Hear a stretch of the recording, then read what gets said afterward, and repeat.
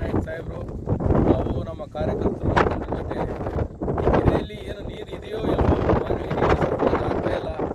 7 ದಿನ 8 ದಿನಕ್ಕೊಮ್ಮೆ ನೀರು ಸರಬರಾಜು ಆಗ್ತಾ ಇದೆ. ವಾಸ್ತವ ಸ್ಥಿತಿ ಏನು ಅಂತ ನೋಡೋಕ್ಕಂತ ಇಲ್ಲಿ ಬಂದಿದ್ವಿ ನಾವು. ಖಂಡಿತವಾಗಿ ಕೂಡ ಇಲ್ಲಿ ವಾತಾವರಣ ನೋಡಿದಾಗ ಇಲ್ಲಿ ನೀರು ಸಾಕಷ್ಟಿದೆ. ಆದರೆ ಪುರಸಭೆ ಅಧಿಕಾರಿಗಳಿಗಾಗಲಿ ಜನಪ್ರತಿನಿಧಿಗಳಿಗಾಗಲಿ ಇಲ್ಲಿ ನೀರು ಕೊಡೋಂಥ ಒಂದು ಇಚ್ಛಾಶಕ್ತಿ ಇಲ್ಲ. ಇಲ್ಲಿ ನೀರು ಕೊಡ್ತಕ್ಕಂಥ ಒಂದು ವ್ಯವಸ್ಥೆ ಇಲ್ಲದೆ ಇರುವುದರಿಂದ ಇವತ್ತು ಮಾನ್ವಿ ಪಟ್ಟಣದಲ್ಲಿ ಏನಾಗಿದೆ ಅಂದರೆ ಜನ ಖಾಲಿ ಆಗ್ತಾ ಇದ್ದಾರೆ, ಗುಳೆ ಹೋಗ್ತಾ ಇದ್ದಾರೆ ನೀರಿಗಾಗಿ. ಇದು ಆಶ್ಚರ್ಯಕರ ಸಂಗತಿ ಇದು. ಯಾಕಂದರೆ ಬೇರೆ ಬೇರೆ ಒಟ್ಟಿಗೆ ಅನ್ನ ಇಲ್ಲ ಅಂತಲ್ಲ ಅಥವಾ ದುಡ್ಡಿಲ್ಲ ಅಂತಲ್ಲ, ನೀರು ಬರ್ತಾ ಇಲ್ಲ. ದುಡ್ಡು ಕೊಟ್ಟರು ಕೂಡ ನೀರಿಲ್ಲ ಅಂತೇಳಿ ಇವತ್ತು ಮನೆಗಳ ಮಾರಾಟಕ್ಕೆ ಇಟ್ಟಿದ್ದಾರೆ ಹೆಂಗೆ ಬೇಕಂಗ. ಮುಂದಿನ ದಿನಗಳಲ್ಲಿ ಇದೇ ರೀತಿ ಮುಂದುವರೆದ್ರೆ ಶಾಸಕರಾಗಲಿ ಸಚಿವರಾಗಲಿ ಅವರಿಗೆ ನಾನು ಒಂದೇ ಒಂದು ಹೇಳಕ್ಕೆ ಇಚ್ಛೆ ಪಡ್ತೀನಿ. ನಾನು ಇದು ಪುರಸಭೆ ಅಲ್ಲ, ಪಟ್ಟಣ ಪಂಚಾಯಿತಿ ಮಾಡ್ತಾರೆ ಇದನ್ನು. ನಗರಸಭೆ ಅಲ್ಲ, ಪಟ್ಟಣ ಪಂಚಾಯಿತಿ ಮಾಡಿ ಒಂದು ದೊಡ್ಡ ಕೊಡುಗೆ ಕೊಡ್ತಾರೆ ಇವರು ಈ ಜನ್ಮದಲ್ಲಿ. ದಯವಿಟ್ಟು ನಾನು ಅವ್ರಿಗೆ ಹೇಳೋದಿಷ್ಟೇ, ಮಾನ್ವಿ ನಗರದ ಎಲ್ಲ ಕಡೆ ಎಲ್ಲ ಏರಿಯಾಗಳನ್ನು ಒಂದೇ ರೀತಿಯಾಗಿ ಪರಿಗಣಿಸಿ ಶೀಘ್ರದಲ್ಲೇ ಕೂಡಲೇ ಈಗಲಾದರೂ ಜನ ಎಚ್ಚೆತ್ಕೊಂಡಾರ, ಜನ ತಿರುಗಿ ಬೀಳೋದ್ರೊಳಗೆ ನೀವು ಇದನ್ನು ಸರಿಪಡಿಸ್ಬೇಕಂತೇಳಿ ನಾನು ಅವರಿಗೆ ಒಂದು ಈ ಮೂಲಕ ವಿನಂತಿ ಮಾಡ್ಕೊತೀನಿ. ಜನರ ಮುಖಾಂತರ ಸಾರ್ವಜನಿಕರ ಒಂದು ಪರವಾಗಿ ಕೂಡ ನಾನು ಅವರಿಗೆ ಈ ಮನವಿ ಮಾಡ್ತೀನಿ. ನಾನು ಅಲ್ಲ ಸರ್, ಈ ರೀತಿ ದುರಾಡಳಿತಕ್ಕೆ ಕಾರಣ ಯಾರು ಸರ್? ಇಲ್ಲಿರ್ತಕ್ಕಂಥದ್ದು ಆಡಳಿತ ವ್ಯವಸ್ಥೆ ಹೆಂಗಿದೆ? ಇಲ್ಲಿರ್ತಕ್ಕಂಥ ಆಡಳಿತ ವ್ಯವಸ್ಥೆಗೆ ಹಿಡಿತ ಇಲ್ಲ. ಜನಪ್ರತಿನಿಧಿಗಳಿಗೆ ಹಿಡಿತಿದ್ದಾಗ ಅಧಿಕಾರಿಗಳು ಸರಿಯಾಗಿ ಜವಾಬ್ದಾರಿಯಿಂದ ಎಚ್ಚರಿಕೆಯಿಂದ ಕೆಲಸ ಮಾಡ್ತಾರೆ. ಯಾರು ಸರ್ ಜನಪ್ರತಿನಿಧಿಗಳು?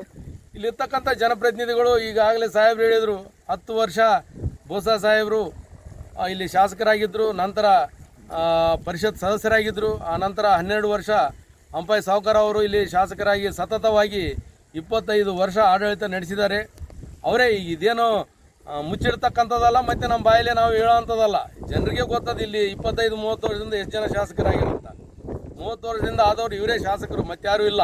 ಹಿಂಗಾದ್ರೆ ಪರಿಸ್ಥಿತಿ ಹೆಂಗ ಸರ್ ಮುಂದೆ ಜನರ ಪರಿಸ್ಥಿತಿ? ಈಗಲೇ ಜನ ಒಂದು ಮನಸ್ಥಿತಿ ಹೇಗಾಗಿದೆ ಅಂದರೆ ಮಾನವಿಯಲ್ಲಿ ಏನು ಸಿಗೋದಿಲ್ಲಪ್ಪ, ನಾವು ರಾಯಚೂರನ ಸಿಂಧೂರನ ಒಯ್ಬಿಡೋಣ ಅಂತ ಭಾಳ ಮಂದಿ ಮನೆಗಳು ರಾಯಚೂರಾಗ ಮಾಡ್ಕೊಂಡಾರ.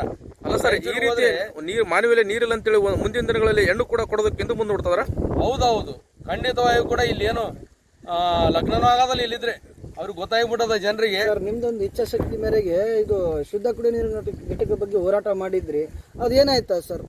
ದಿವಸಗಳಿಂದ ಇಲ್ಲಿ ಮಾನ್ವಿ ಪಟ್ಟಣದಲ್ಲಿ ಬಹಳಷ್ಟು ಜನ ಏನಪ್ಪ ನಮ್ಮ ವಾರ್ಡ್ಗಳಿಗೆ ನೀರು ಬರ್ತಾ ಇಲ್ಲ, ನೀರು ಬಂದಿಲ್ಲ, 8 ದಿವಸಕ್ಕೊಂದ್ಸಲ 7 ದಿವಸಕ್ಕೊಂದ್ಸಲ ನೀರು ಬರ್ತಾವಂತ ನಾವು ಸುಮಾರು 1 ತಿಂಗಳ 1.5 ತಿಂಗಳಿಂದ ಈ ಸುದ್ದಿ ಕೇಳ್ತಾ ಇದ್ದೆ ನಾನು. ನಮ್ಮ ಪಕ್ಷದವರು ಕೂಡ ನೋಡಿ ಈ ಕೈಯಿಂದ ನೋಡಪ್ಪ ಇನ್ಸ್ಪೆಕ್ಷನ್ ಮಾಡಿ ಅಂತೇಳಿ ಸುಧಾಕರ್ಗೆ ಹೇಳಿದ್ದಾರೆ. ಅವರು 2 ಸಲ ಇನ್ಸ್ಪೆಕ್ಷನ್ ಮಾಡಿ ಸಂಬಂಧಪಟ್ಟವರು ಮಾತಾಡಿದ್ರು ಕೂಡ ಅದ್ರ ಬಗ್ಗೆ ಸ್ಪಂದನೆ ಸರಿಯಾಗಿ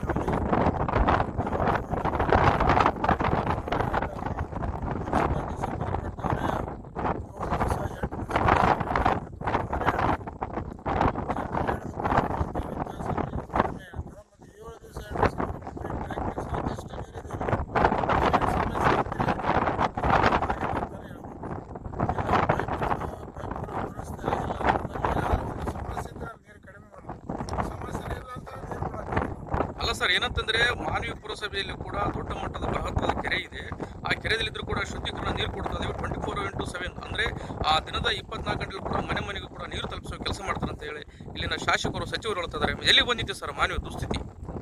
ಸಚಿವರು ಮತ್ತು ಶಾಸಕರಿಗೆ ಮಾನ್ವಿ ಪಟ್ಟಣದ ಪರಿಸ್ಥಿತಿ ಗೊತ್ತಿಲ್ಲ. ಅವರು ಒಂದು ದಿವಸ ಕೌನ್ಸಿಲರ್ಸ್ನ ಪುರಸಭೆನ ಮತ್ತು ಸಂಬಂಧಪಟ್ಟ ನಾಗರಿಕರ ಸಭೆ ಕರೆದಿಲ್ಲ.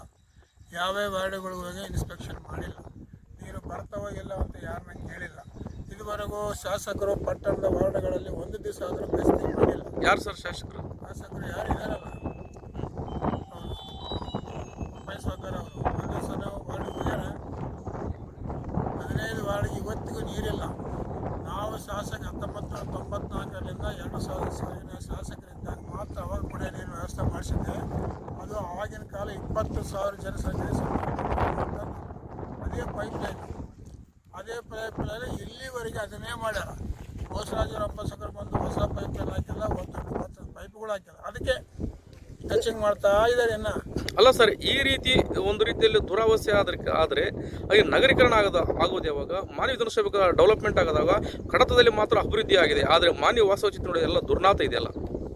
ದುರ್ನಾತ ಇರುತ್ತೆ ಎಂಬ ಸತ್ಯವಾದ ಮಾತಾಡಿ ಇವತ್ತು ಮಾನವಿ ದುರ್ನಾತ ಆಗಿದೆ. ಇನ್ನು ಗಟಾರಗಳು ಯಾವ ಪರಿಸ್ಥಿತಿ ಆಗಬೇಕು ನೋಡಲು ಸಿಗ್ತೀವಿ, ಪ್ರವಾಸ ಮಾಡ್ತೀವಿ, ನೋಡ್ತೀವಿ. ಆದರೆ ದುರಸ್ತೆಯನ್ನು ಮಾಡಬೇಕಂತಂದ್ರೆ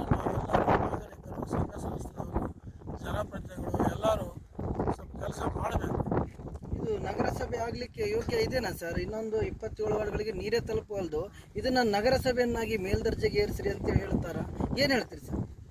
ನಗರಸಭೆ ಆಗ್ಬೇಕಂದ್ರೆ ಭಾಳ ವಿಸ್ತೀರ್ಣ ಇರಬೇಕು, ಅಭಿವೃದ್ಧಿ ಆಗಬೇಕು, ಮತ್ತು ಎಲ್ಲ ಅನುಕೂಲತೆಗಳು ಇರಬೇಕು. ಅದಕ್ಕೆ ಆ ಅನುಕೂಲತೆಗಳು ಮಾನವ ಪಟ್ಟಣಕ್ಕೆ ಇಲ್ಲ. ಮತ್ತು ಸುಮ್ಮನೆ ಯಾವುದೋ ಒಂದು ರಾಜಕೀಯ ಇಚ್ಛಾಶಕ್ತಿ ನಮಗೆ ಅನುಕೂಲ ಆಗ್ತಾರೆ, ಯಾಕಂದರೆ ನಗರಸಭೆ ಮಾಡೋಣ ಅಂತ ಹೇಳ್ತಾರೆ. ನಗರಸಭೆ ಬೇಕಾದಂಥದ್ದು ವ್ಯವಸ್ಥೆ ಇರಬೇಕಲ್ಲ, ಆ ವ್ಯವಸ್ಥೆಗಳು ಮಾನವ ಪಟ್ಟಣಕ್ಕೆ ಇಲ್ಲ ಸರ್, ಇದು ಬೃಹತ್ ಆಕಾರದ ಒಂದು ಕೆರೆ ನಿರ್ಮಾಣ